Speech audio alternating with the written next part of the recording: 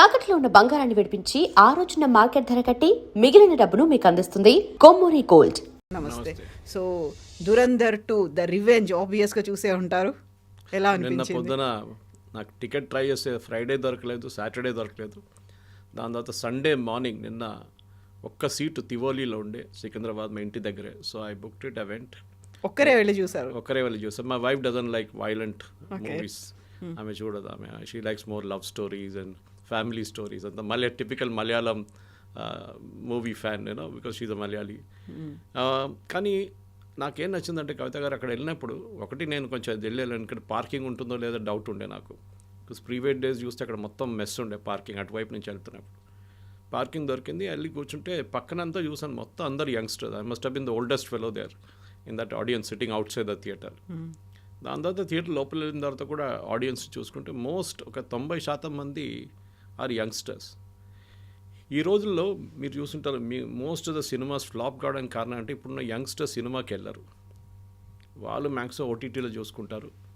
అది కూడా చాలా సెలెక్టివ్గా ఉంటారు ఓటీటీలో చూసేది. కానీ ఎందుకు ధురంధర్ లాంటి సినిమాకి వచ్చారు అనే ఒక ప్రశ్న వస్తుంది. అండ్ తర్వాత నాకు తెలిసిన ఒక 5-6 మంది ఫ్రెండ్స్ ఉన్నారు, అక్కడే కలిసారు వాళ్ళు కూడా. వాళ్ళ దగ్గర అడిగాను, నువ్వు ఎందుకు వచ్చినావు అంటే, పార్ట్ 1 బాగుందా, పార్ట్ 2 బాగుందా చూడడానికి వచ్చానన్నారు. Okay, that is a good thing. కానీ ఇప్పుడున్న జనరేషన్కి IC 814లో ఏం జరిగింది, దాని తర్వాత జరిగిన అఫ్కోర్స్ 26/11 వాళ్ళకి గుర్తుంటుంది, కానీ మిగతా అట్లాంటి చాలా మటుకు ఇన్సిడెంట్స్ వీళ్ళకి తెలియదు. సినిమాలు కూడా మీరు చూసుంటారు, కొన్ని ఇన్స్టెన్సెస్లో కొన్ని ఇండియాలో జరిగిన కొన్ని ఘటనల గురించి మాట్లాడతారు, కానీ ఇప్పుడున్న ఆడియన్సెస్ కనెక్ట్ చేయలేకపోతారు. సో బ్యాక్ స్టోరీ ఒకటి చేసుకోవాల్సి వస్తుంది, రీసెర్చ్ చేసి వెళ్ళాల్సి వస్తుంది, బిట్ ఆఫ్ రీసెర్చ్ ఎక్కువ. అండ్ పార్ట్ 1 చూసిన వాళ్ళకి క్లియర్గా అర్థమైపోతుంది, కనెక్ట్ ద డాట్స్ అంటాం మన ఇంగ్లీష్లో. ఈ ఇన్సిడెంట్ జరిగి ఇక్కడి నుంచి ఇది జరిగింది అనేది. దీంట్లో నాకు నచ్చింది ఏంటంటే, ఒకటి కాస్టింగ్. మన ఇండియాలో ఫిలిం ఇండస్ట్రీలో అన్నిటికంటే తక్కువ ఇంపార్టెన్స్ ఇచ్చేది కాస్టింగ్ డైరెక్టర్కి. ఎగ్జాక్ట్లీ. ఈసారి ఆస్కర్స్లో కాస్టింగ్కి ఆస్కర్ ఉండే, which is a very unique thing. బహుశా ఫస్ట్ టైం అనుకుంటా, నాకు తెలియదు, దీనికన్నా ముందు కూడా ఉండొచ్చేమో, కానీ ఐ థింక్ హై టైం ఇండియాలో కూడా ఫిలింఫేర్ అవార్డ్స్ ఉండండి, ఇక్కడ స్టేట్ అవార్డ్స్ ఉండండి, మిగతా ఏ అవార్డ్స్ అయినా కానీ ఐ థింక్ నేషనల్ అవార్డులు కూడా దే షుడ్ బి కాస్టింగ్ డైరెక్టర్కి. సరే, డైరెక్టర్ రోల్ ఉంటుంది, as a director writer role ఉంటుంది, కానీ ఒక మనిషిని, రాకేష్ బేడీ లాంటి ఒక మనిషిని తీసుకొచ్చి, స్టార్ ఆఫ్ యెస్టర్ ఇయర్స్, మేమందరం కాలేజ్లో ఉన్నప్పుడు చష్మే బద్దూర్ లాంటి సినిమాలు, Johnny be the Yaara cinema, అట్లాంటి సినిమాలు చూసినా మేము. రాకేష్ బేడీని చూసాం అట్లాంటి సినిమాల్లో. ఆయన ఇప్పుడు తీసుకొచ్చి ఇన్ని సంవత్సరాల తర్వాత ఒక రోల్ చేయించినప్పుడు చాలా బాగా చేశారు ఆయన. అందరూ లుకే లైక్ క్యారెక్టర్స్ లాగే ఉన్నారు. కరెక్ట్. సో దాంట్లో ఒక రియాలిటీ ఉంది. సో నాకు అదొకటి చాలా బాగా నచ్చింది. రెండోది of course is writing. What I was told is, ఈ పార్ట్ 1 షూట్ చేసినప్పుడే పార్ట్ 2 కూడా షూట్ చేశారంట. సో దట్ ఇదంతా బ్యాంకాక్లో జరిగింది. సెట్స్ అని బ్యాంకాక్లో సెటప్ చేసాయి, అక్కడే చేశారు, లియారీ అనే టౌన్ అంత మొత్తం అక్కడ. సో మళ్ళీ ఇంకోసారి తయారు చేయాలంటే that will become a problem అని చెప్పి అక్కడే షూట్ చేశారు. బహుశా దాంట్లో కొంతమందికి నచ్చలేదో ఏమో, అదే స్ట్రీట్లో కనిపిస్తుంది, అదే గల్లీలు కనిపిస్తుంది, అదే సెట్లు కనిపిస్తుంది అన్నారు. అది కరెక్టే, బికాజ్ ఇట్ వాజ్ షార్ట్. దానికోసం వాళ్ళు డేట్ కూడా డిసైడ్ చేశారు, March 19. కానీ సినిమా రిలీజ్ కాగానే కొంతమంది లెఫ్టిస్ట్ అని చెప్పొచ్చు, లేకుంటే యాంటీ మోదీ క్యారెక్టర్స్ అని చెప్పొచ్చు, కొంతమంది లిబరల్స్కి వాళ్ళకు ఒక మెల్ట్డౌన్ జరిగింది. ఒకటి వాళ్ళు అడిగింది ఏంటంటే, మీరు ఇది ఈద్ టైంలో రిలీజ్ చేశారు సినిమా, అదొకటి. రెండవది, సినిమాలో ముస్లిమ్స్ని విల్లన్స్గా చూపిస్తున్నారు, రెండవది. మూడవది, ఎలక్షన్స్ వస్తుంది ఇప్పుడు అస్సాంలో, వెస్ట్ బెంగాల్లో, తమిళనాడులో, కేరళ అండ్ పుదుచ్చేరిలో. ఈ టైంలో ఎందుకు రిలీజ్ చేశారు? కశ్మీర్ ఫైల్స్, కేరళ ఫైల్స్ లాగా దీన్ని కూడా అలాగే టైం చూసుకొని మనం ఒకసారి రివైండ్ చేద్దాం. Will take question 3 first. Third one, March 19 release చేశారని చెప్పి ఫస్ట్ పార్ట్ 1 రిలీజ్ చేసినప్పుడు చెప్పారు, ఆ డేట్ కూడా ఇచ్చారు. ఏదో మార్చ్ ఒక రోజు అని చెప్పలేదు, ఏప్రిల్ ఎప్పుడో అని చెప్పలేదు, March 19 అని చెప్పారు చాలా క్లియర్గా. సో ఎందుకంటే వాళ్ళు ఆల్రెడీ షూట్ చేసుకున్నారు, సో వాళ్ళకి తెలుసు. కరెక్ట్, లాస్ట్ మినిట్ సెన్సార్ బోర్డులో చాలా ప్రాబ్లమ్స్ ఉండే, 21 కట్స్ రికమెండ్ చేశారు. దాని తర్వాత మలయాళం అండ్ తెలుగులో, ఈవెన్ తమిళ్లో డబ్బింగ్లో కొన్ని డైలాగ్స్ ప్రాబ్లంగా వచ్చింది. ఎందుకంటే మనం పంజాబీ గాలీస్ ఇస్తున్నప్పుడు దాంట్లో లిబరల్గా పంజాబీ గాలీస్ ఉన్నాయి. వాళ్ళు మాట్లాడుతున్న అట్లనే మాట్లాడతారు. మనం ఢిల్లీకి వెళ్తే తెలిసిందే, ఇఫ్ యూ పంజాబీ ఫ్రెండ్స్, వాళ్ళు ఎవ్రీ సెకండ్ వర్డ్ వాళ్ళ అమ్మగారు నాన్నగారు ముందు కూడా ఎట్లనే మాట్లాడతారు వాళ్ళు. So they have no such problem. కానీ తెలుగులో, తమిళ్లో మళ్ళీ మలయాళంలో ట్రాన్స్లేట్ చేసినప్పుడు ఇష్యూస్ వచ్చింది. సో సెన్సార్ బోర్డ్ కొన్ని రోజులు ఇన్ఫాక్ట్ ప్రివ్యూ షోస్ క్యాన్సిల్ అయినాయి చాలా మటుకు కేరళలో, తమిళనాడులో అంతా. బట్ ఇది so the date was already decided. So అప్పుడు ఎలక్షన్ అనౌన్స్ చేయలేదు కదా, సో మీరు కంప్లైంట్ చేసి ఫాయిదా లేదు, ఎందుకంటే డైరెక్టర్స్ ఆర్ డిసైడెడ్ డేట్ అప్పుడే. రెండవది ముస్లిమ్స్ని విలన్గా చూపించట్లేదు, దాంట్లో పాకిస్తానీ ఆర్మీ కానీ పాకిస్తానీ ముస్లిమ్స్ వాళ్ళు చేసిన అత్యాచారాల గురించి మాట్లాడుతున్నాను. ఆ పాయింట్కి తర్వాత వస్తాను నేను. Why the second point just remind me. Point number 1 ఇంకోటి ఏంటంటే ఈ స్టోరీ ఒక గవర్నమెంట్ ప్రాపగాండా లాగా ఉందని చెప్పారు. ఒక సినిమా అనగానే అండ్ స్పెషలీ దాంట్లో ఒక ఫస్ట్ 5 నిమిషాలు ఒక డిస్క్లైమరే ఉంటుంది పెద్దది. మీరు చూసారు కదా, ఫస్ట్ 5 minutes ఓన్లీ డిస్క్లైమర్. కానీ ఫస్ట్ టైం నేను చూసింది ఏంటంటే అక్కడ జియో లోగో వచ్చినప్పుడు విజిల్ కొడుతున్నారు, హాట్స్టార్ లోగో వచ్చినప్పుడు మళ్ళీ విజిల్ కొడుతున్నారు. నాకు అర్థం కాదు వీళ్ళకి కూడా పాపులారిటీ ఉందా అక్కడ అని చెప్పి. సో ఎనీవే ఒక ప్రాపగెండా మూవీ అని చెప్తే I would say cinematic liberty ఉంటుంది. మనం ఏ సినిమాని తీసుకోండి, ఇప్పుడు one of the earliest movies నేను కాలేజీలో ఉన్నప్పుడు చూసింది, మా సిస్టర్ స్కూల్లో షూట్ చేసిన ఒక సినిమా ఉండే. అది ఐ థింక్ ట్రెండ్ సెట్టింగ్లో it became the number 1 cinema later. ఆ తర్వాత దాని ఒక షార్ట్ ఖైరతాబాద్ ఫ్లైఓవర్ మీద చూశాను నేను. అప్పుడు నాకు అర్థం కాలేదు ఈ సినిమా ఏంటి. ఆ సినిమా పేరు Satya, okay, Ram Gopal Varma. It was shot in కీసై స్కూల్ దట్ టైం. దాంట్లో ఒక సీన్ ఉంది ఖైరతాబాద్ ఫ్లైఓవర్, అప్పుడు కొత్త కట్టారు ఆ ఫ్లైఓవర్ ఆ టైంలో. సో మనం సత్యాన్ని ఒక బెంచ్ మార్క్గా పెట్టుకున్నప్పుడు ఆ టైంలో వైలెన్స్ అని చెప్పడానికి, yes it was a movie. కానీ ఇక్కడ వైలెన్స్ ఉందా, ఎక్స్ట్రీమ్ వైలెన్స్ ఉందా, ఉంది, but it connects with the audience. అది మీరు ఒక షట్టర్ వేసి మనిషిని చంపడం కానీ, ఫస్ట్ దాంట్లో పేపర్ మనకి 10 కిలోలు వెయిట్ బాట్ తీసుకొని కొట్టడం, దీంట్లో తల కోసి తీసుకెళ్ళి ఫుట్బాల్ ఆడడం, ఇదంతా జరిగింది. It is not that it did not happen, it actually happen. In fact ఆ తల కోసిన సీను మన ఒక ఇండియన్ సోల్జర్తో జరిగింది. యాక్చువల్ మన ఇండియన్ సోల్జర్ని ఒకరిని కిడ్నాప్ చేసుకెళ్ళి తల కోసి వాళ్ళు ఫుట్బాల్ ఆడుకున్నారు. ఒక సీన్ రియల్గా ఉంది, జరిగింది పాకిస్తాన్లో. సో దీంట్లో ఇన్సిడెంట్స్ కనెక్ట్ చేస్తున్నప్పుడు మనకు మొదలు కావాల్సింది అంటే ఫస్ట్ ఇస్ బంగ్లాదేశ్ వార్ గురించి. దీంట్లో చాలా మటుకు ఒక బ్రిగేడియర్ ఉన్నారు, మన మేజర్ ఇక్బాల్ వాళ్ళ ఫాదర్, అని రిపీటెడ్గా చెప్తారు. సో ఈ పాకిస్తానీ సైకీలో బంగ్లాదేశ్ ఓడిపోవడం అనేది వాళ్ళకు 71 వారే మిగతా ఏ వార్ కన్నా వాళ్ళు ఓడిపోయింది, దానికంటే చాలా ఎక్కువ వాళ్ళకి డ్యామేజ్ జరిగింది 71 వార్లో. అది కూడా బంగ్లాదేశ్లో. పాకిస్తాన్ వైపు ఓడిపోయారు, దే డోంట్ మైండ్. వాళ్ళ చేతి కరాచీ దాకా వచ్చాం మనం, లాహోర్ దాకా వచ్చాం మన సైన్యం. కానీ ఇందిరాగాంధీ ఎంతో వాళ్ళు రిటర్న్ పిలిపించుకున్నారు ఆ టైంలో. కానీ పాకిస్తాన్ అక్కడ ఆ రోజు చేసిన అత్యాచారాల గురించి ఆయన మాట్లాడుతున్నారు చూడండి, బంగ్లాదేశ్ మహిళలతో చేసిన అత్యాచారాలు. అది కాకుండా వాళ్ళ ప్రిజనర్ ఆఫ్ వార్స్ని ఎట్లా ట్రీట్ చేశారు మన ఇండియన్ ఆర్మీ, అది వాళ్ళ మైండ్లో ఎప్పుడు కూడా ఉంది. దానికోసం మీరు చూడండి కవిత గారు, మీరు మా వైపు బొలారం వైపు అంతా వస్తే చాలా చోట్ల మీకు ఆర్మీ ఏరియాస్లో ఆ ఫేమస్ సరెండర్ సీన్ ఒక ఫోటోగ్రాఫ్ ఉంది ఢాకాలో. ఆ రోజు Pakistani Niazi is signing the surrender document.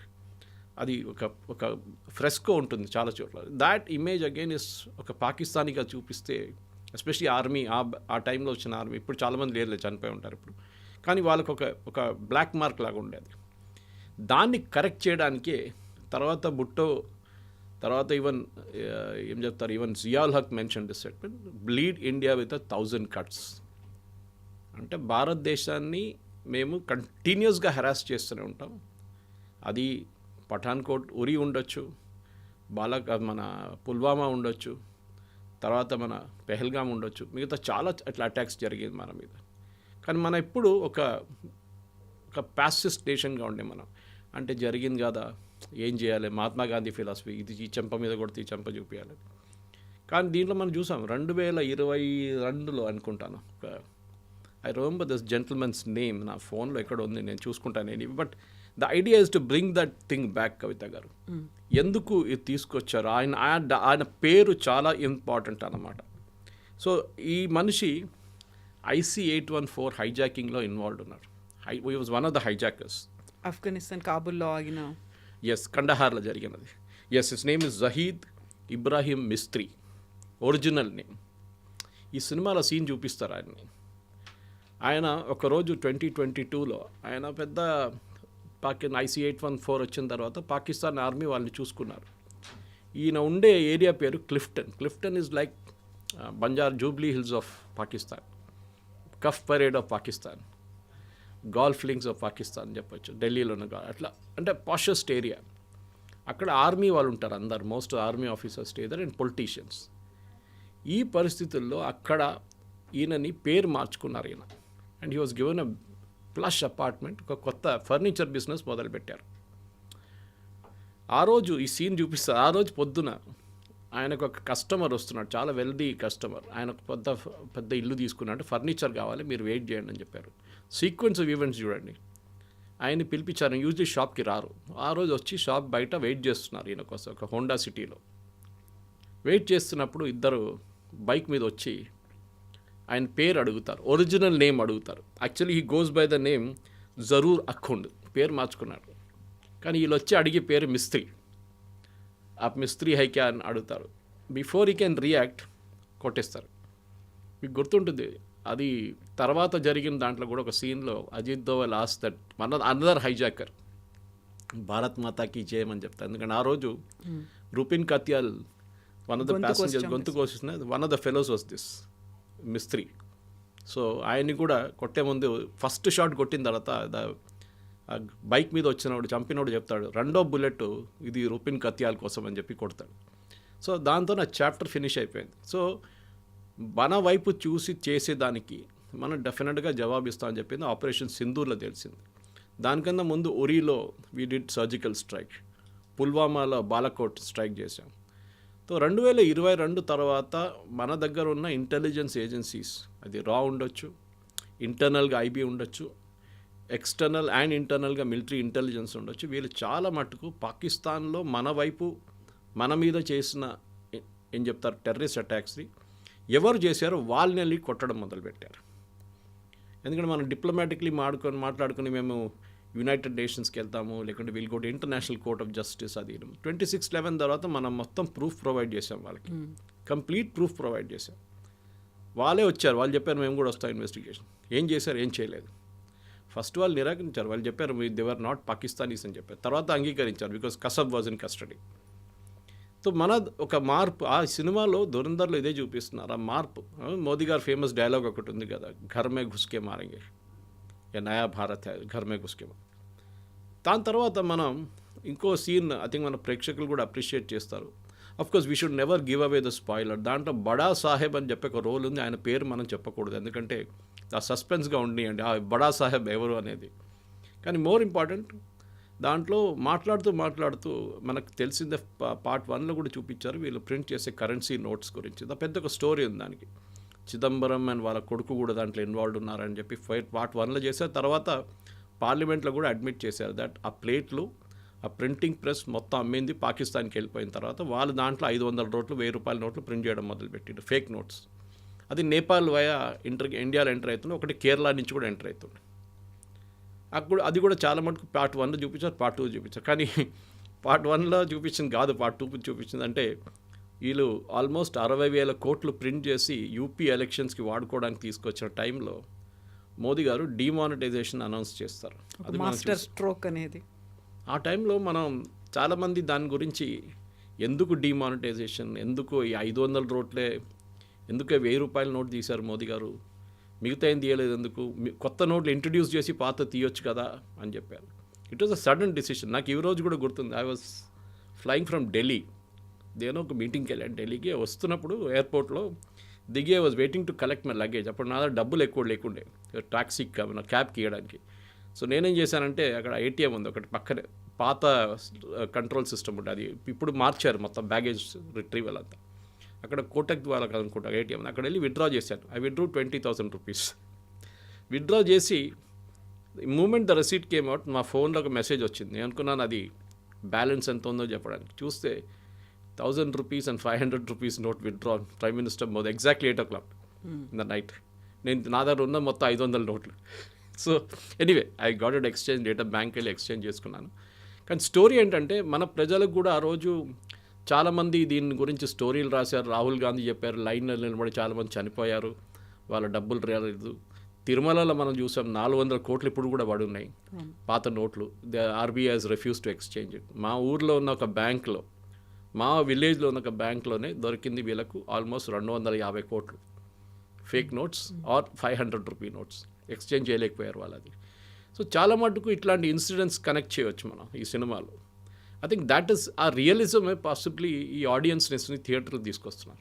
కాకుండా ఇదంతా రియలిజం అనుకున్నప్పుడు డిఫరెంట్గా ఎక్కడెక్కడో ఏదో డిఫరెంట్ ఆ ప్లేసుల్లో ఆయన అన్నీ కలుపుకొని అదంతా ధురంధరే చేశారు, అన్నింటినీ చేయించింది సన్యాల్ సాబ్ చేయించారు అన్నట్టుగా చూపించడం. నిజంగా ధురంధర్ అనే క్యారెక్టర్ ఎగ్జిస్టెన్స్లో ఉండిందా? ధురంధరే ఇవన్నీ చేశాడా? దానికి సర్జికల్ స్ట్రైక్ కావచ్చు, లేకుంటే ముంబై బాంబ్ బ్లాస్ట్లు కావచ్చు, 60,000 కోట్ల బ్లాక్ మనీ కావచ్చు, ఆ తర్వాత ఈ వరుస ఇన్సిడెంట్స్ ఘర్ మే గుస్కే మారేంగే, వీటన్నిటికీ అక్కడుండి ఆయన చేశాడో, ఆయన ఇచ్చినటువంటి స్పై నిఘాతో వచ్చినటువంటి సమాచారాన్ని రిలేట్ చేసుకునే జరిగింది అనేది. అజిత్ దోవల్ గారి లైఫ్ హిస్టరీ చాలా మటుకు ఛానల్స్లో ఉన్నాయి. ఇప్పుడు కొన్ని పుస్తకాల్లో కూడా వచ్చినాయి ఆయన లైఫ్ హిస్టరీ. ఆయన ఇప్పుడు రాయలేదు, కానీ నేను మాట్లాడారు ఆయన కొన్ని సందర్భాల్లో. Is from Garhwal, usually Garhwal UP నుంచి, కానీ ఈ was Kerala cadre IPS officer. కేరళలో పనిచేశారు ఇనీషియల్ డేస్లో. ఐ థింక్ ఈ was an SP in Kottayam. అప్పుడు కోഴിക്കോട് వైపు ఒక రైట్ జరిగింది, కమ్యూనల్ రైట్. హిందూస్ ముస్లిమ్స్ కొట్టుకున్నారు, చాలా ప్రాపర్టీ ధ్వంసమైనాయి, చాలా ఇంటి నుంచి ప్రాపర్టీస్ తీసుకెళ్ళిపోయారు. అంటే టీవీలు ఎత్తుకపోయారు, మిక్సీలు ఎత్తుకపోయారు, అట్లాంటి చాలా మటుకు బంగారం తీసుకెళ్ళిపోయారు. సో అప్పుడు K. Karunakaran, I think he was the chief minister అప్పుడు కేరళలో, కాంగ్రెస్. ఆయన ఒక టఫ్ మ్యాన్ అండ్ ఒక ఇమేజ్ ఉండే. సో ఆయన్ని DGPని అడిగారండి. అప్పుడు DGP నేనేం చేయమంటారు ఇప్పుడు, how do we tackle this issue అంటే ఆయన చెప్పారు, మన దగ్గర ఒక యంగ్ IPS ఆఫీసర్ వచ్చాడు ఇప్పుడే, అజిత్ దోవల్ ఆయన పేరు, సెండ్ హిమ్ దేర్ అని చెప్పారంట. ఆర్ యు ష్యూర్ అని అడిగారు Karunakaran. Is on record actually. Yes అన్నారు, పంపించారు. దోవల్ గారు అక్కడ ఏం చేశారంటే, యూజువల్లీ ఏం చేస్తారు ఒక IPS వాళ్ళు, లాఠీ చార్జ్ చేయండి, అందరిని కొట్టండి, అందరిని అరెస్ట్ చేయండి, లోపలేసేసేయండి అంటారు అందరు. That is the typical. మన దగ్గర కూడా ఓల్డ్ సిటీలో ముందు NT రామారావు గారికి ఉన్న ముందు కన్నా కమ్యూనల్ రైట్స్ అదే ఉంటుండే. ఈయన ఏం చేశారంటే, అందరూ senior Muslim and Hindu religious leaders, మిగతా పొలిటీషియన్స్ అందరిని పిలిపించి ఒక మీటింగ్ పెట్టారు. మీటింగ్ పెట్టి ఒకటే డిమాండ్ అన్నారు, ఎవరెవరు ఏమేమి ఎత్తుకెళ్ళారు, ఏ ఇంటి నుంచి కానివ్వండి, అది 24 గంటల లోపల ఆ ఇంటికి చేరుకోవాలి. I will not take any action. ఇది చేయకపోతే నేను యాక్షన్ తీసుకుంటాను. ఇన్ఫ్యాక్ట్ దోవల్ గారు రికార్డ్స్ ఎన్నో ఉన్నాయి. ఇప్పుడున్న ముఖ్యమంత్రి పినరాయి విజయన్ని అరెస్ట్ చేసి జైల్లో తీసుకెళ్ళి, అప్పుడు ఈ was very young communist leader, గల్లీ లీడర్. ఆ టైంలో ఎత్తుకెళ్ళి జైలు వేసేసారు రాత్రిపూట ఒకరోజు. నెగోసియేషన్ స్కిల్ అనేది దోవల్ గారిది అన్నిటికంటే పెద్ద స్పెషాలిటీ కవిత గారు. దానికోసం IC 814 జరిగినప్పుడు, ఈవెన్ దో మన భారతదేశంలో ఉన్న చాలామంది దాన్ని ఒక ఫెయిలియర్గా అనుకుంటారు, కానీ ఆ రోజు ఆ ఎయిర్క్రాఫ్ట్లో కూర్చున్న ప్యాసింజర్స్ ఇంతమంది ఉన్నారు, ఇంతమంది జీవితాలు 100% పోతుండే. దాని కూడా blasted aircraft. Finally we last only 1%. కానీ ఆ రోజు నెగోసియేషన్స్తోని మనకి మనకు కొంతమంది టెర్రరిస్ట్ని రిలీజ్ చేయాల్సి ఉంది, హఫీజ్ సయీద్ లాంటి వాళ్ళు రిలీజ్ చేయాల్సి వచ్చింది. దానికి ఉన్న రిజల్ట్స్ మనకు తర్వాత వచ్చింది కూడా. మన మీద మంది దాడులు జరిగింది, పార్లమెంట్ అటాక్ అయింది, ముంబై బాంబ్ బ్లాస్ట్లు అయ్యాయి. కరెక్ట్. కానీ ఆ పొజిషన్లో మీరుంటే మీరేం చేస్తారు? ఈవెన్ తర్వాత జస్వంత్ సింగ్ గారి మీద చాలా ఆరోపణలు చేశారు, చిదంబరం అందరూ. కానీ మళ్ళీ చిదంబరం గారే అన్నారు, if I was in that place I would have done the same thing. Basically ఏంటి, వీళ్ళ డాటర్ మన ముఫ్తీ మొహమ్మద్ సయీద్ వాళ్ళ కూతుర్ని కిడ్నాప్ చేసి తీసుకెళ్లారు. నాట్ మహబూబా ముఫ్తీ, వాళ్ళ ఇంకో సిస్టర్ని. అట్లాంటి కొంతమంది కిడ్నాప్ చేసి వాళ్ళు రిలీజ్ చేయాలని చెప్పి టెర్రరిస్ట్ని రిలీజ్ చేశారు. ఓవరాల్గా it was a foreign policy failure. ఇప్పుడు కూడా చాలామంది ఇంక్లూడింగ్ రాహుల్ గాంధీ కానీ వాళ్ళ పార్టీ వాళ్ళు అంటారు, ఇదే అజిత్ దోవల్ ఈ టెర్రరిస్ట్ని తీసుకెళ్లారు రిలీజ్ చేయడానికి. కానీ ఆ టైంలో ఫస్ట్ వాళ్ళు అడిగింది 300 మందిని. దాన్ని అజిత్ దోవల్ గారు నెగోషియేట్ చేసి 30కి తీసుకొచ్చారు. తర్వాత ఇక్కడ ఢిల్లీ నుంచి వచ్చిన మెసేజ్ అంటే 30 కూడా మనం ఇడవలేము, we will make it 3. And finally 3 మందిని రిలీజ్ చేశారు. అదొక స్కిల్ ఉంది దాంట్లో, మనం మెచ్చుకోవాలి. కానీ అజిత్ దోవల్కి అన్నిటికంటే పెద్ద ఒక రివెంజ్ అనేది అదే ఉండిపోయింది. దానికోసం ఆ వర్డ్ కూడా చూడండి, దురంధర్లో రివెంజ్. ఎందుకంటే ఇది చేసిన వాళ్ళని నేను చూసుకుంటాను ఒకరోజు, ఇవాళ కాకపోతే రేపు వేసుకుంటాను వీళ్ళని. వాళ్ళని ఉన్నారు, ఆ హైజాక్ చేసిన వాళ్ళని అందరు ఇప్పుడు ఎవరు లేరు. This is typical Israeli strategy. Israel మీద ఎవరైనా దాడి చేస్తే, లేకుంటే ఇజ్రాయలీ సిటిజన్స్ని ఎవరైనా చంపితే, వాళ్ళ దాంట్లో మ్యూనిక్ ఒలింపిక్స్లో 11 మంది అథ్లీట్స్ని చంపారు చూడండి. ఆ మ్యూనిక్ ఒలింపిక్స్ చంపిన అథ్లీట్స్లో I think they was 8 terrorist, if I'm not mistaken, 8 or 9. 9 మందిని కూడా ఇజ్రాయెల్ చంపారు. The last fellow was killed about 15 years after the incident. 1972లో జరిగింది. దీని తర్వాత 15 years తర్వాత లాస్ట్ ఒకడు బ్రెజిలియన్ రెయిన్ ఫారెస్ట్ లోపల దొరికింది, అక్కడ వెళ్ళి చంపారు వీళ్ళు ఇజ్రాయలీస్. సో మన దగ్గర కూడా అది ఉండాలి. సో ఎందుకంటే ఒక భయం అనేది దీనికన్నా ముందు లేకుండే. దట్ మనం పాకిస్తాన్లో ఉన్నాం, we are pretty safe, nothing will happen to us అనేది సినిమాలు చూపిస్తారు, అది కాదు. సో అజిత్ దోవల్ గారిది రోల్ ఏముందంటే చాలామందికి తెలిసి ఉండొచ్చు, బహుశా మన ప్రేక్షకులు కూడా. అజిత్ దోవల్ గారు 6 సంవత్సరాలు పాకిస్తాన్లో ఉన్నారు స్పై లాగా. సో చాలామంది అంటారు ఇదే దురంధర ఆ దురంధర అంటారు, పాసిబ్లీ. ఇన్ఫ్యాక్ట్ దీంట్లో ప్రేక్షకులకు నేను చెప్పాల్సింది ఏంటంటే, మీ సినిమా చూసిన తర్వాత టైటిల్స్ లాస్ట్లో డైరెక్టర్ పేరు వచ్చిన తర్వాత సీట్ నుంచి కొంతమంది లేస్తారు, లేవకుండా ఉండాలి, ఎందుకంటే సినిమా ఇంకా ఉంది. దాని తర్వాత యాక్చువల్ ఏం జరిగింది అనేది అక్కడిని తెలుస్తుంది అనమాట. సో అజిత్ దోవల్ గారు పాకిస్తాన్లో ఉన్నారు.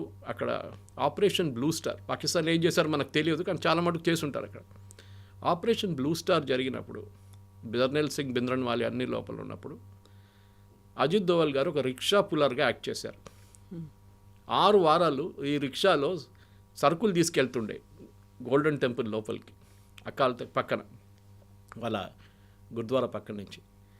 వీళ్ళందరినీ ఆయన ఈ ఒక రెగ్యులర్ మెంబర్ అయిపోయారు వాళ్ళ లోపల ఉన్న టెర్రరిస్ట్ వాళ్ళతో. వాళ్ళకి ఫుడ్ తీసుకెళ్ళడము, వాళ్ళకి రైస్, ఫైర్వుడ్ అన్నీ తీసుకెళ్తుండే. ఎవరికి తెలియదు ఈయన ఈ అజిత్ దోవల్ అని ఆ టైంలో. అఫ్కోర్స్ అంత పాపులర్ లేకుండా, అంత పెద్ద పేరు కాదు ఆ టైంలో. కానీ బయటకు వచ్చి జనరల్ కృష్ణ సుందర్జీ కానివ్వండి, మిగతా ఆర్మీ ఆఫీషియల్స్కి మొత్తం ఇన్ఫర్మేషన్ ఇచ్చిందంతా అజిత్ దోవలే దాంట్లో. అండ్ హైలీ రిస్కీ, పట్టుకుంటే వాళ్ళు అంతే finish, they would have killed him. ఇంకోటి చాలా ఇంపార్టెంట్ థింగ్, ఎందుకంటే దురంధర్లో ఇదంతా చూపారు, కానీ అజిత్ దోవల్ గారి రోల్ ఇంకోటి సిక్కింలో ఉండే.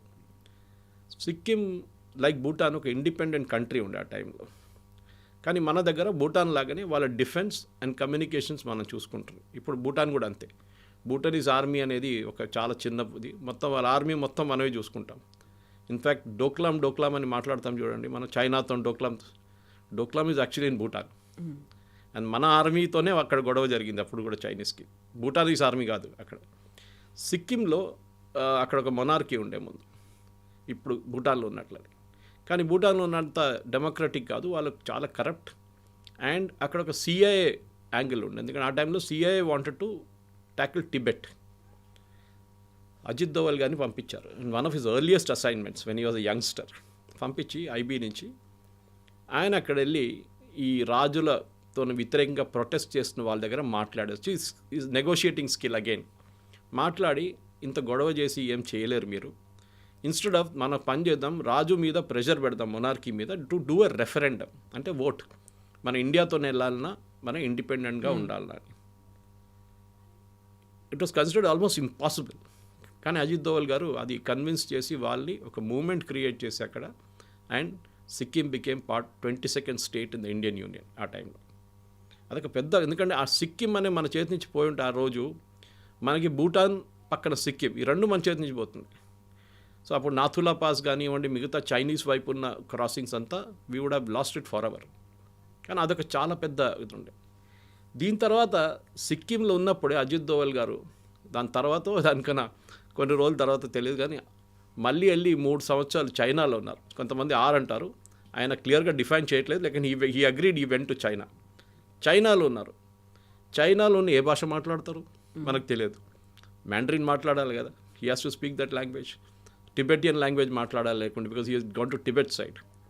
కానీ ఆ రోల్ చూడండి, ఇదంతా మనం హిస్టరీ చూపించినప్పుడు చాలామంది ఆదిత్య ధర్ని తిడుతున్నారు, మీరు కావాలని చెప్పి ఒక ప్రాపగండా సినిమా తీశారు, మోదీ గారు 2 సార్లు చూపించారు టీవీలో ఇక్కడ ఇన్సిడెంట్స్ నడుస్తున్నప్పుడు. కరెక్ట్, సినిమాటిక్ లిబర్టీ అనేది అందరికీ ఉంటుంది. మనం చెప్తా fiction, yes, every movie is a fiction. ఈ దీంట్లో కూడా ఫిక్షన్ ఉంది డెఫినెట్గా. కొంతమంది అంటారు అదేనా డిమానిటైజేషన్ కాదు అంటారు. Okay, agreed with you on that point. Modi గారి గురించి పాకిస్తాన్లో కామెంట్ కొడుతున్నది, చాయ్వాలా ప్రధానమంత్రి బన్ గయా తుమ్ క్యా కర్ రే తే అని చెప్పి పంజాబీలో లిబరల్ గాలీస్ ఉంటుంది అక్కడ కూడా. అది ప్రతి ఇన్సిడెంట్కి ఒక కనెక్షన్ ఉంటుంది. అండ్ మనం గుర్చుకూడదు, మన దాంట్లో was it Ravindra Nayak or some, there is one spy who, Ravindra Kaushik, ఆయన ఒక మన వైపు నుంచి రా నుంచి వెళ్ళిన ఒక ఏజెంట్, పాకిస్తాన్లో దూరారు చాలా సంవత్సరాల ముందు. I think was in 70s or 60s or 70s. ఆయన పాకిస్తాన్లో వెళ్ళి అక్కడ కరాచీలో చదువుకొని యూనివర్సిటీలో డిగ్రీ తీసుకొని, of course had a Muslim name, married a girl from there. తర్వాత పాకిస్తాన్ ఆర్మీలో జాయిన్ అయ్యి ఈ went up to the rank of major. కానీ భారతదేశానికి మన రాకి కంటిన్యూస్ ఇన్ఫర్మేషన్ వస్తుండే అక్కడి నుంచి. సో ఇట్లాంటి స్టోరీస్ చాలా మనం, ఇట్ ఈస్ నాట్ ఫిక్షన్ కవిత గారు. కానీ దీంట్లో ప్రాబ్లం ఏంటంటే ఒక ఆర్మీలో మీరు రెగ్యులర్ బ్యాటిల్ చేస్తే మీకేమైనా అయితే మీకు మెడల్ ఇస్తారు, ఇక్కడ అన్నోన్గా వెళ్ళిపోతారు, మీకు పెన్షన్ ఇస్తారు, మీకు గ్యాస్ ఏజెన్సీ ఇస్తారు. But if you caught as a spy మిమ్మల్ని ఎవ్వరు అంగీకరించరు, ఇంక్లూడింగ్ ఎవరైతే అక్కడ డిప్లాయ్ చేశారో డినై చేతులు చేస్తారు, మాకు దులిపేసుకుంటారు. తెలియదు అంటారు. నేను మొన్న మన మణిపూర్ వైపు నుంచి ఒక యుఎస్ నేషనల్ని మళ్ళీ ఇంకా 6 పట్టుకున్నారు. మణిపూర్, మిజోరాం ఆ సైడ్ నుంచి, మిజోరాం సైడ్ నుంచి యాక్చువల్లీ 6 యుక్రెయినియన్స్ పట్టుకున్నారు. ఆ రోజు నేను ఒక ట్వీట్ చేశాను. నేను కూడా ఫస్ట్ అనుకున్నాను ఏంటి ఇది ఒక యుఎస్ సిటిజన్, అది కూడా ఈజ్ కన్సిడర్డ్ సిఐఏ ఏజెంట్, వాడేంటి లిబియాలో వెళ్ళి గదాఫీతో అక్కడ కూడా పోరాటం చేశాడు, వాడిని ఎందుకు వేసుకున్నారు యుఎస్ ఇండియన్ గవర్నమెంట్ అనుకున్నాను. కల్కట్టా ఎయిర్పోర్ట్లో పట్టుకొని 3 రోజుల తర్వాత అరెస్ట్ అయిందని అప్పుడు డిస్క్లోజ్ చేశారు. అంటే 3 రోజులు కస్టడీలో ఉన్నాడు. తర్వాత సర్జియో గోర్ యుఎస్ అంబాసిడర్ ఒక ట్వీట్ చేశారు just 24 hours after this fellow was arrested, saying, I met Ajit Doval and a very good productive meeting with him, National Security Advisor of India. నాకు it didn't connect the dot. Suddenly నాకు connect అయింది. వెస్ మన దగ్గర ఒక spy అని చెప్పలేము, X రా agent యుఎస్లో అరెస్ట్లో ఉన్నారు. ఇప్పుడు పన్నూర్ని చంపడానికి ట్రై చేశారని చెప్పి కెనడా నుంచి ఉన్న, కానీ యుఎస్లో జరిగింది అటెంప్ట్ అని చెప్పి forgot his name, he was arrested in Europe. ఇప్పుడు కస్టడీలో ఉన్న, అక్కడ ట్రయల్ నడుస్తుంది. ఇప్పుడు చూడండి, మార్క్ మై వర్డ్, 6 నెలల లోపల that guy will come to India, this guy will go to US, exchange చేస్తారు. ఇది రష్యాతో జరిగింది చాలాసార్లు. సో మన వైపు ఉన్న మన ఇప్పుడున్న యంగ్స్టర్స్కి చాలా మటుకు దురంధర్ సినిమా ఎందుకు నచ్చుతుంది, 3 రోజుల నుంచి ఫ్రైడే, సాటర్డే, సండే హౌస్ఫుల్ నడుస్తుంది, ఈవెన్ పెయిడ్ ప్రివ్యూస్గా టికెట్స్ దొరకట్లేదు అని చెప్పిన టైంకి చాలామంది అడుగుతున్నారు, ఒక హైపర్ నేషనలిజం తీసుకొస్తున్నారు, 56 ఇంచెస్ ఛాతీ చూపిస్తున్నారు. ఇది ఒక ఫేక్ నేషనలిజం క్రియేట్ చేస్తున్నారు. I think it is not correct. ఎందుకంటే చాలా మటుకు ఇప్పుడున్న యంగ్స్టర్స్కి వాళ్ళకి తెలియని స్టోరీస్ మనం చెప్తున్నాం వాళ్ళకి. Then what about D gang, బడా సాబ్ దావూద్ ఇబ్రహీం నిజంగా ఆ స్టేజ్లో ఉన్నాడా, కదలలేని కండిషన్లో ఉన్నాడా, దాని అంతటికి కూడా మళ్ళీ మన స్పైస్ చేసినటువంటి ఆ పనే కారణమా? దావూద్ ఇబ్రాహిం స్టోరీ మీకు తెలిసి ఉంటుంది. దీనికన్నా నేను ఇంకో ఛానల్లో మాట్లాడుతూ ఆల్మోస్ట్ 8 months ago చేసిన ఒక స్టోరీ ఉండే, దాన్ని నిన్న కూడా ఎవరు నాకు పంపించారు, లింక్ పంపించింది. ఆ ఛానల్ వాళ్ళంటే ఇప్పుడు ఈ దురంధర్ సినిమా రాగానే మళ్ళీ ఆ క్లిప్ రిలీజ్ చేశారంట. దావూద్ ఇబ్రాహింని చంపడానికి అజిత్ దోవల్ అండ్ టీం ఒక ప్లాన్ వేశారు. ఈ was not a national security advisor, అప్పుడు ఈ was IB, senior IB officer. క్లిఫ్టన్లో ఉంటుంది, సేమ్ ఏరియా పాకిస్తాన్లో, క్లిఫ్టన్లో, కరాచీలో, very posh area, under ISI protection. కానీ ఒకరోజు ఆయన దుబాయ్కి వెళ్ళడానికి ప్లాన్ వేసుకున్నారు. ఈజ్ రెగ్యులర్లీ దుబాయ్కి వెళ్తాం. మన షార్జాల ముందు క్రికెట్ నడుస్తున్నప్పుడు you can see Dawood Ibrahim in those famous videos. అందులో బాలీవుడ్ స్టార్స్ ఉన్నారు, అందరు ఉంటారు. బాలీవుడ్ ఫైనాన్సింగ్ అంతా దావూద్ ఇబ్రాహిం నుంచే నడుస్తుండే. మీరు చూడండి, గుల్షన్ కుమార్ని చంపిన కాంట్రవర్సీ నుంచి మిగతా అన్నీ చూస్తే కంప్లీట్ డీ గ్యాంగ్ ఫండింగ్ ఉంటుండే మన దగ్గర. దాని తర్వాత ముంబై బ్లాస్ట్ కానివ్వండి, దాని తర్వాత జరిగిన చాలా మటుకు టెర్రర్ ఇన్సిడెంట్స్లో దావూద్ ఇబ్రాహిం చేయొద్దని తెలిసిపోయింది మనకి. దావూద్ ఇబ్రాహింని వాడుకున్నారు ఐఎస్ఐ, ఆర్డిఎక్స్ ల్యాండ్ చేయడానికో లేకుంటే ఫండింగ్ తీసుకురావడానికో, సినిమాలతో ఫండింగ్ చేసింది. నేను ఆర్విఎస్ మనీ అని చెప్పి formerly under secretary of home, retired, ఆయన పద్మశ్రీ వచ్చింది రీసెంట్లీ, ఆయన పద్మశ్రీ ఇచ్చారు. ఆయన నేను ఇంటర్వ్యూ చేశాను 2-3 సార్లు. ఇంటర్వ్యూ చేసినప్పుడు ఆయన ఒక ఇంటర్వ్యూలో చాలా క్లియర్గా, then I was the CEO of Janam TV, CEO Janam TV, మాట్లాడుతున్నప్పుడు ఆయన ఒక మాట అన్నారు, Suresh, I was posted on behalf of so and so ministry, obviously home ministry in Mumbai, cinema funding గురించి తెలుసుకోవడానికి. And he was given a post in the censor board, అక్కడ centre board of film certification supervision, not actual censor. ఆయన అన్నారు, నా పని ఏముంటుండే అంటే financing తెలుసుకోవడానికి. And he was saying one of the biggest financing Malayalam సినిమాలు కూడా నడుస్తుండే, హిందీ కాకుండా కూడా. 50 కోట్లు ఒక సినిమా అనౌన్స్ చేసింది. ఆ టైంలో 50 కోట్లు అంటే పెద్ద అమౌంట్. అనౌన్స్ చేసి హీరోకి 5 కోట్లు లేకుంటే 3 కోట్లు, హీరోయిన్కి 1 కోటి, మిగతా అందరికీ డబ్బులు పంచిపెట్టేస్తారు. ఆ సినిమా ఎప్పుడు రిలీజ్ కాదు. దాని తర్వాత వచ్చిన మనిషి కనిపించడు, ప్రొడ్యూసర్ లేడు, డైరెక్టర్ లేరు, ఎవరు లేరు. బ్లాక్ మనీ డిస్ట్రిబ్యూషన్ అయిపోయింది, రిటర్న్ వచ్చేస్తుంది మళ్ళీ. అది ఆ 3 కోట్లు ఇచ్చినోడు 20 లక్షలు పెట్టుకొని మిగతా డబ్బులన్నీ లీగల్గా ట్రాన్స్ఫర్ చేసేస్తారు వాపస్. ఇది జరుగుతుంది. So Dawood Ibrahim role, yes, చాలా మటుకు మన దేశంలో జరిగిన టెర్రరిస్ట్ ఇన్సిడెంట్స్ అండ్ కనెక్షన్. కానీ దాంట్లో అతీక్ అహ్మద్ రోల్ ఒకటి ఉంది, ఇది చూసుంటారు. Atiq Ahmed was a gangster in UP. Phulpur అనే కాన్స్టిట్యున్సీ ఉంది కవిత గారు, మీరు వినుంటారు. ఆ ఫుల్పూర్ కాన్స్టిట్యున్సీలో 3 సార్లు ఎలక్షన్ గెలిచిన మనిషి పేరు Jawaharlal Nehru. It was the constituency of the Gandhis, అంటే నెహ్రూ గాంధీ ఫ్యామిలీ.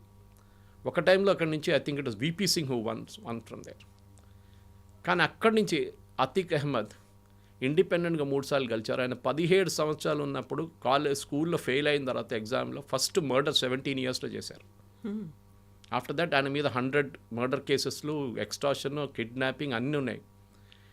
ఆయన జైల్లో తీసుకెళ్ళి ఆయన చాలా టైం జైల్లో ఉంటుండే, ఎందుకంటే ప్రొటెక్షన్ జైల్లో బెటర్ ఉంటుందని చెప్పేసి. బయట ఉంటే చంపేస్తారు. కరెక్ట్గా అదే జరిగింది, సినిమాలు కూడా చూపిస్తారు. కోర్టుకు తీసుకెళ్తున్నప్పుడు చంపేశారు. So connection was correct. He was not involved in fake currency. అది మనం we have to give my licence, we have to give my freedom for that. అది సినిమాటిక్ లిబర్టీ తీసుకున్నారు. ఎవరో తల మీద పెట్టాలి కాదని చెప్పి అతిక్ అహ్మద్ తల మీద పెట్టేశారు. కానీ ఈ వాజ్ పక్కా గ్యాంగ్స్టర్. సమాజ్వాదీ పార్టీ తర్వాత, దానికన్నా ముందు అప్నా పార్టీ అని ఒక పార్టీ ఉండే. ఇప్పుడు అనుప్రియ యాదవ్ అని చెప్పి వీళ్ళ క్యాబినెట్లో మోదీ గారి అనుప్రియ పటేల్ మోదీ గారి క్యాబినెట్లో her father head set up the party ఆ టైంలో. సో దీనికి చాలా స్టోరీస్ ఉన్నాయి కవిత గారు. It goes like branches. మీరు చూస్తుంటారు సీన్లో చూపిస్తారు కనెక్షన్స్ ఫ్రమ్ వేరియస్ సోర్సెస్, ఎక్కడి నుంచి వస్తుంది అనేది, ఎక్కడెక్కడ బ్రాంచెస్ ఉంది చెప్పేసి. సో పాకిస్తాన్ ఐఎస్ఐలో కూడా చాలా మటుకు వాళ్ళ దగ్గర ఉన్న ప్రతి ఆఫీసర్ని కూడా మనం టార్గెట్ చేశాం. చాలామందిని చంపిన దానికి న్యూస్ ఎప్పుడు బయటికి రాలేదు. It is only the gangsters killed by unknown men. ఆ షాప్లో కూర్చొని పనిచేస్తున్నాడు, దానికన్నా ముందు he was involved in killing an Indian army officer. కానీ కరెక్ట్గా ట్రేస్ చేసి వాళ్ళని కొడుతున్నారు. ఎవరు చేస్తున్నారు మనకు తెలియదు. పాసిబ్లీ సుపారీ ఉందంటే సుపారీ ఉండొచ్చు చెప్పచ్చు మనం. కానీ ఏదైనా కానీ దురంధర్ అనే సినిమా ఇప్పుడున్న ఆడియన్స్ చూడాల్సింది. ఎందుకంటే ఇంకేం లేదు. ఐఎమ్ నాట్ సెయింగ్ డోంట్, మీరు ఒక మోదీ భక్తుగా మారిపోతారో లేకుంటే మీరు ఒక యాంటీ ముస్లింగా మారిపోతారు కాదు. It shows you the reality. Cinematic Liberty ఉంది దాంట్లో, చాలా మటుకు తీసుకున్నారు. ఎస్, కానీ ఆదిత్య ధర్ చేసిన టైట్ స్క్రీన్ ప్లే 4 గంటల సేపు, అంటే ఆల్మోస్ట్ 4 hours ఇన్ మూవీ కూర్చుంటే కూడా మీకు 4 hours అని అనిపించదు ఎప్పుడు. సరే వైలెన్స్ కొంచెం ఎక్కువ ఉంది, కొన్ని ప్లేసెస్లో లాస్ట్లో ఆ ఫైట్ ద ఎండింగ్ క్లైమాక్స్ కొంచెం డ్రాగ్ అవుతుందని అనిపించవచ్చు. కానీ ఫైనలీ థియేటర్ బయటకు వచ్చినప్పుడు కూడా మీకు అనిపిస్తుంది ఎస్, స్టోరీ బాగా చెప్పారు. I think even Ram Gopal Varma ఒక రివ్యూ రాశారు అని చెప్పారు దాని గురించి. Saying after Dhurandhar and before Dhurandhar అని చెప్పి ఇండియన్ సినిమా మారిపోతుంది ఇప్పటి నుంచి అని చెప్పేసి. Possibly correct. అంటే ఒక సినిమా ఎట్లా తీయాలని ఆదిత్య ధర్ క్లియర్గా చూపించారు. That you can write a very tight screenplay, connect with జరిగిన incidents and correct with present world and casting. I think acting wise brilliant. Ranveer సింగ్కి దీంట్లో చాలా మటుకు ఒక ఇంపార్టెన్స్ ఇచ్చారు. పార్ట్ 1లో బహుశా అక్షయ్ కన్నా ఆ క్రెడిట్ కొట్టేశారని చెప్పిన దాన్ని ఒక కాంపెన్సేట్ చేయడానికి ఆదిత్య ధర్ గారు కొంచెం ఇంపార్టెన్స్ ఇచ్చారు. But I think the best dialogues, best performance అంటే మాధవన్ దీంట్లో యాజ్ అజయ్ సాన్యాల్. అన్రిస్ట్రైన్డ్ ఒక సిగరెట్ తీసుకొని అండ్ వెరీ సట్లీ, మీరు ఒక సీన్ ఉంది దాంట్లో, చాలామంది దాన్ని కనెక్ట్ చేయరు. ఒక ఇండియన్ ఎయిర్లైన్స్ ఎయిర్క్రాఫ్ట్ డోర్ దగ్గర నిలబడి ఈ smoking a cigarette. Okay, that shows a satisfaction that I got rid of the ghost of Kandahar IC-814. నేను అక్కడ ఆ చాప్టర్ నేను ముగించేశానని చెప్పి చూపించడానికి బహుశా ఆ సీన్ ఉందన్నమాట అక్కడ. కానీ బహుశా మన ప్రేక్షకులు కొంతమందికి తెలియకపోవచ్చు అది ఎందుకు, ఎస్పెషల్లీ ఈ జనరేషన్, ఇప్పుడున్న జనరేషన్. IC-814 ఎప్పుడో జరిగింది. కానీ ఐ థింక్ హిస్టరీని తీసుకొచ్చారు. పార్ట్ 3 ఉందా అంటే పాసిబ్లీ ఉండొచ్చు, బట్ అనౌన్స్మెంట్ లేదు. So we have to see.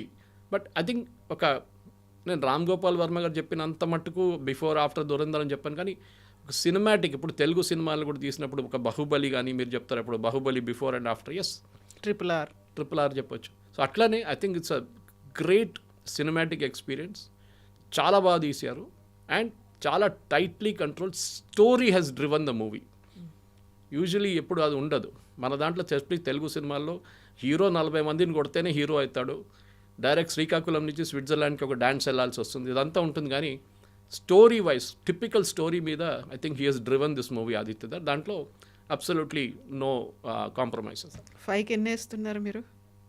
ఎన్ని stars? I will give 4.5 definitely.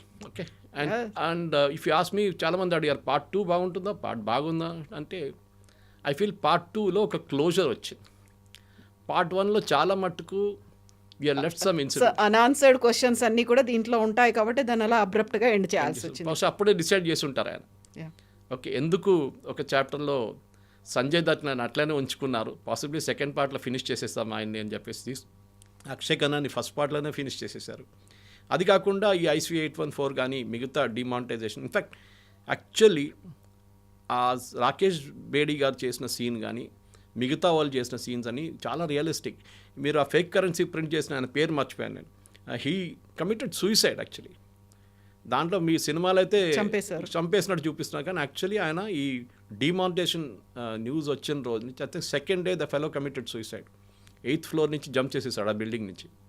ఎందుకంటే 60,000 కోట్లు ఎవరు చూసుకుంటారు అని చెప్పేసి ఆయనకి అర్థమైపోయింది దిస్ లైఫ్ ఇస్ ఫినిష్డ్ అని. అట్లాంటి చాలా ఇన్సిడెంట్స్ ఉన్నాయి. So real life plus reel life రెండుని మిక్స్ చేసి I think Aditya Dhar is done a phenomenal job, దాని డౌట్ లేదు. Yes sir, thank you so much. 4 hours movie కాబట్టి చాలా ఉంది మాట్లాడుకోవడానికి, బట్ మనం కూడా పార్ట్ వైజ్గా ఇంకో ఎపిసోడ్ మాట్లాడుకుందాం. Thank you so much.